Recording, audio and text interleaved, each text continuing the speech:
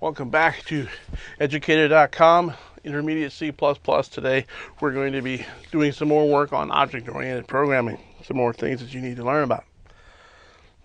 Okay,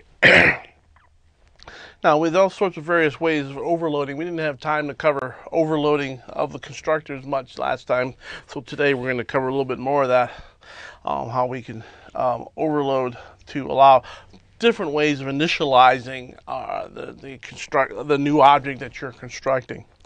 So we can have an initialization list is a unique way for a constructor to initialize each of the members in the particular object. And we're going to talk about destruction a little bit. So once you construct something, you always have to destruct it, and which means I need to go get some memory for this object. So, okay, I don't need it anymore. Just give it back.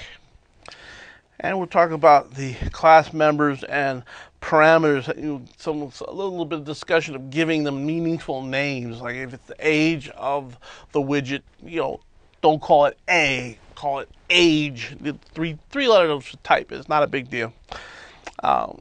Functions and classes can also be a friend, because we're breaking the object-oriented rules a little bit when we have friends, but sometimes there are occasions where you need to have that in your design. So we'll have friend functions and classes that allow you to write a specific class or specific function that is outside of your class but still has access to the private members. Now you can design your classes to have subclasses. You should not really, in general, just, here's a great class we can derive from that. No, you should take a great class that has been designed to be derived. The methods are designed to be called by somebody that derives from it. You've got protected members, etc., etc. Virtual functions that will be overridden properly. And we're going to talk about separating your classes into compilation units and an interface header so that you can have a object, the code for that object in a compilation unit by itself. You say, okay, here's my compilation unit. You can now compile this with all the other compilation units that are part of your application. And we'll talk a little bit about when not to use object-oriented techniques. I mean, you'll see a lot of stuff out there about how wonderful object-oriented stuff is, and all the different things. Many programs out there that didn't used to be object-oriented or now have got object-oriented ways of handling their particular code, because object-oriented is a good way to do things, but there are occasions when it's overkill. So we'll talk about when it's not appropriate to use object-oriented techniques. Okay, we're going to overload some constructors.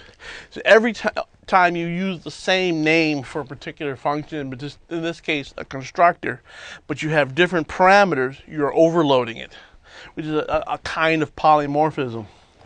So it's useful to provide other constructors.